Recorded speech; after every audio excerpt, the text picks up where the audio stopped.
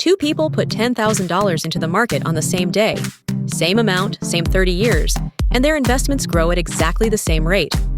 One of them ends up with $18,000 less than the other. They never made a bad decision. They never panicked and sold.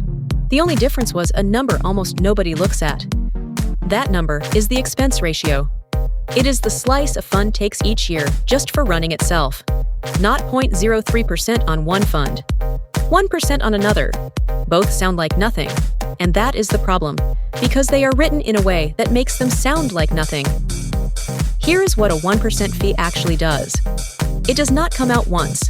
It comes out every single year from your whole balance, including all the growth you have earned so far. So it does not just take 1% of what you put in. It takes a slice of everything that money would have gone on to earn. Let me put real arithmetic on it, and I will show you every assumption so you can check me. $10,000, growing 7% a year for 30 years, and the fee is the only thing that differs. The low-fee fund finishes at $75,485. The 1% fund finishes at $57,435. The gap is $18,050, which is almost a quarter of the whole result. It works like a slow leak in a tire.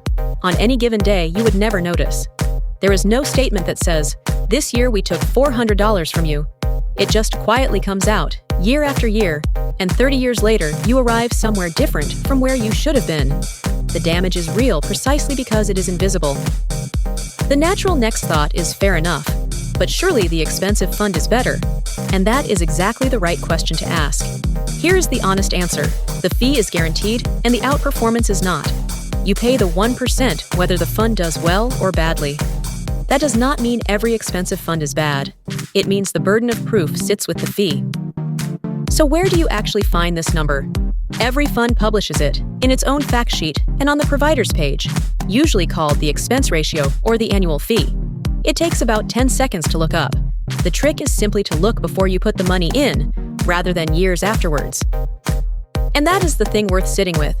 You cannot control what the market does next year. You cannot control which stocks win. But the fee is knowable today, before you buy. And it is the one part of your return you fully control. Most people never look. You will. Visit us at smartcharts.co, where we explain the stock market in plain English for people who were never given the manual. Nothing here is financial advice.